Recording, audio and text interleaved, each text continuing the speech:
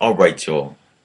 My name is Joshua Wiley. For those who don't know, but you can call me the Watchman. And this is part three of the study I'm doing on the Sabbath and what role does it play in prophecy in these last days. All right, let's get right into it. We're gonna recap the first two parts. Let's see. In the first part, we went over who the devil is really at war with.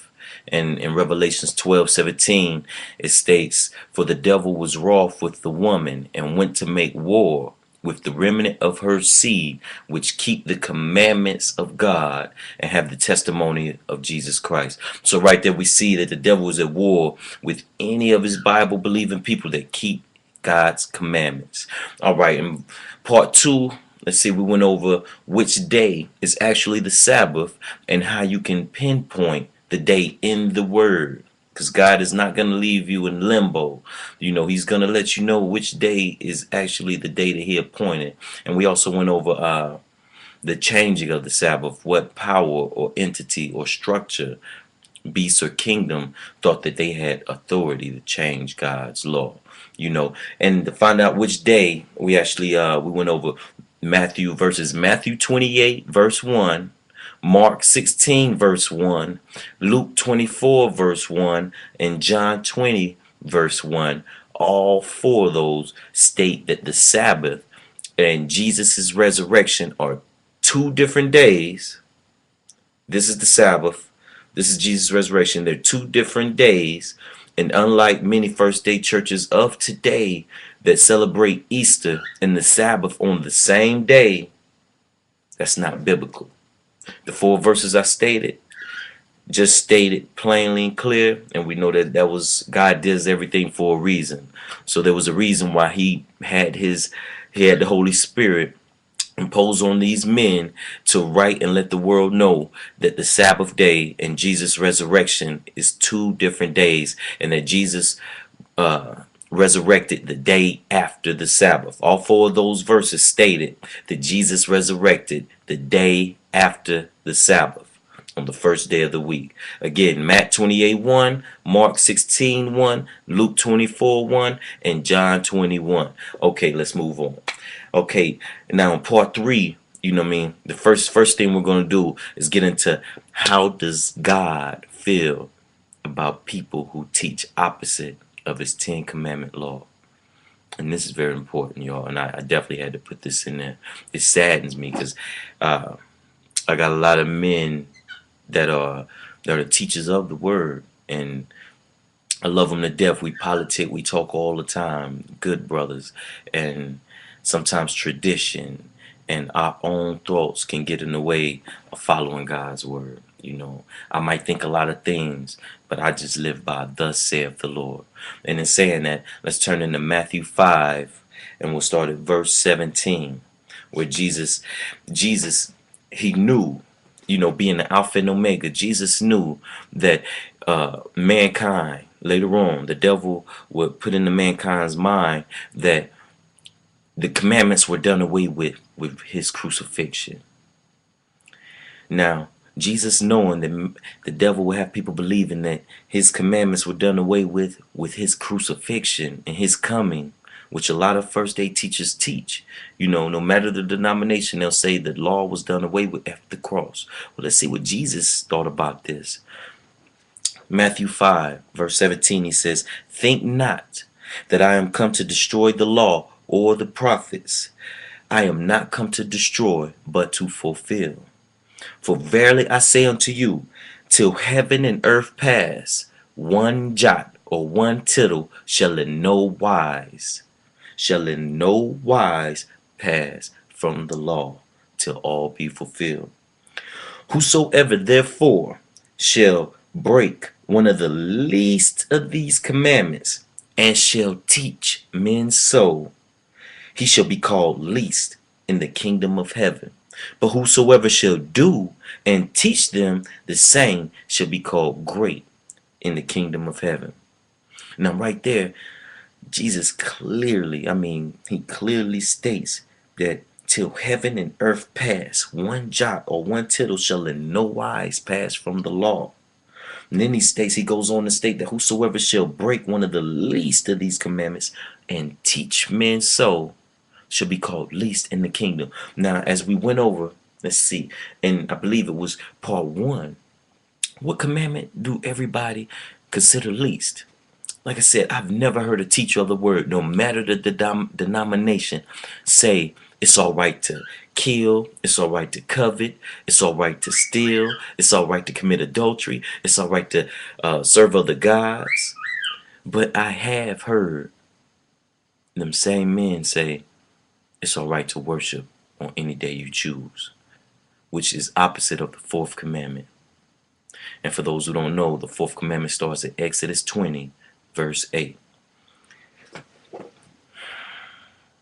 And it saddens me because Jesus clearly states that he doesn't like people teaching the opposite of what he teaches.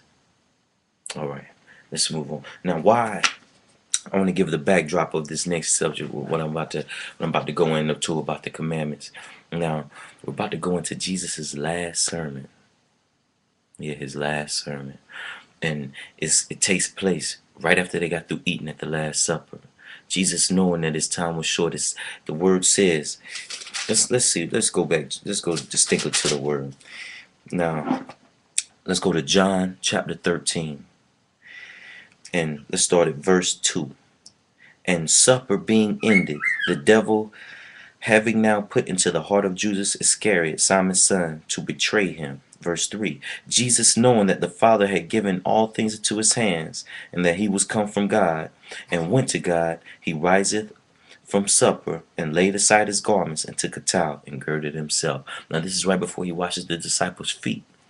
So chapters 13, 14, and 15 is Jesus giving us, and stresses his last sermon. And he knows his time is short now. Like the word just stated, he knows that the devil is putting in Judas' heart to go ahead and go through with the plan and betray him. So now he gets up to wash his servants' feet, and also deliver his last sermon. Now, in these 3 chapters, he stresses the commandments and certain things more than anything. And I stress to anybody out there, read these 3 chapters knowing it is Jesus' last sermon. What do you do with your last sermon when you know you're about to say you're not going to see your children no more? You're going to stress the most important things that you definitely do not want them to forget. As we see in Exodus 20, verse 8, the first word of the commandment is remember. Now that Jesus is about to leave, let's see what he stresses to his disciples. We can see in let's start in John 14. John 14, and we'll start at verse 15. And 14, let's back up to verse 13. And whatsoever ye shall ask in my name, that will I do, that the Father may be glorified in the Son. If ye shall ask anything in my name, I will do it. If ye love me, keep my commandments. So Jesus is basically saying right there, if you keep my commandments, anything you ask, I will do. And that's an important point that I will definitely get back to in just 1 minute. That's an important point that I definitely want us to remember. And let's go back to John 13, verse 34. And a new commandment I give unto you, that ye love one another as I have loved you, that ye also love one another. By this all men shall know that ye are my disciples, if ye have love one to another. Now right there, love, of course, is the commandment that binds the whole law. As Jesus is stating right there, you can't follow the law and not have love. You have to have love for one another. But as we keep going and as we see, now the disciples are sitting there and they're wondering, like, why is Jesus really stressing these commandments so harsh and so hard? Now, because they're misunderstanding. They didn't really realize that Jesus is really about to be crucified. So he's stressing it to him. And again, he stresses in John 14. Let's start at verse 21. He that hath my commandments and keepeth them, he it is that loveth me. And he that loveth me shall be loved of my Father, and I will love him and will manifest myself to him. Now I have to stop right there. So Jesus is basically saying right here. Now I can see clearly why the devil wants people to transgress God's commandments. Because if Jesus is saying, if you love me and keep my commandments to show your love for me, and I will love you tremendously, then the devil, of course, is going to want you to break God's commandments, so God's love can't abide in you fully. Now, as we see right here, and as we read in John 14:13 and 14, if you have any things in your life that you have asked the Lord for and pleaded with him with, and begged him for, and he still hasn't brought those things into place and answered your prayers, then maybe it is because you're not keeping his law. As we see right here, John 13 and 14. I mean, think about it. If Jesus says, if you keep my commandments, anything you ask, I will give to you. And if you keep my commandments, you are showing me that it is you who love me. So I'm going to love you back more tremendously. Then think about it. Then maybe if you start keeping God's law or his commandments, it's like he says, if you transgress in one, you have broken the whole 10. So not only the Sabbath, and I stress it's not just the Sabbath, but also in keeping the other little ones like coveting. That's going to be a little commandment that sneaks in on a lot of people with the Sabbath. It's coveting. You know what I mean? Oh, I like that car. I want that car. Ooh, I can't wait to get that. Oh, I want that house. But anyway, Jesus is stressing in these three commandments. I mean, these three chapters, the commandments more than anything. But don't take my word for it. Read and see for yourself. Now, in chapter 15,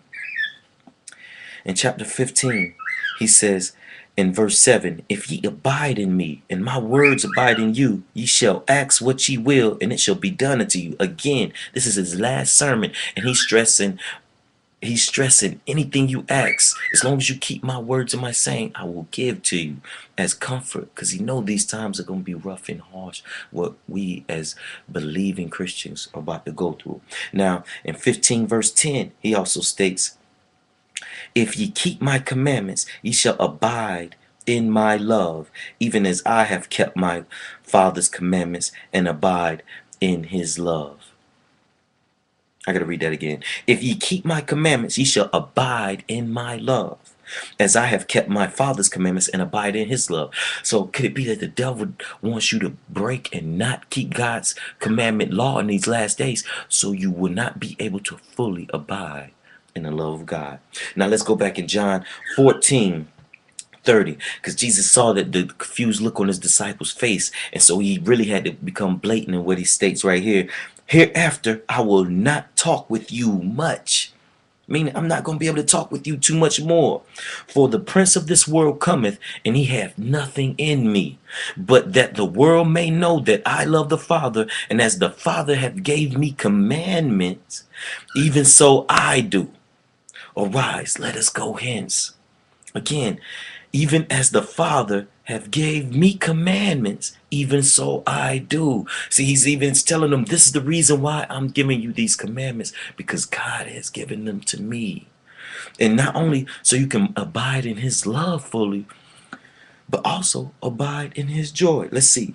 John 15, verse 11. These things have I spoken unto you. They must still be a little confusing. He's explaining to them now. These things have I spoken unto you, that my joy might remain in you, and that your joy might be full. Have you ever had that feeling where you were reading the word and you're studying and your joy is still not full? Maybe this is the reason why, that we aren't keeping God's law fully. As he states, he says, this is my commandment, and that your joy might be full.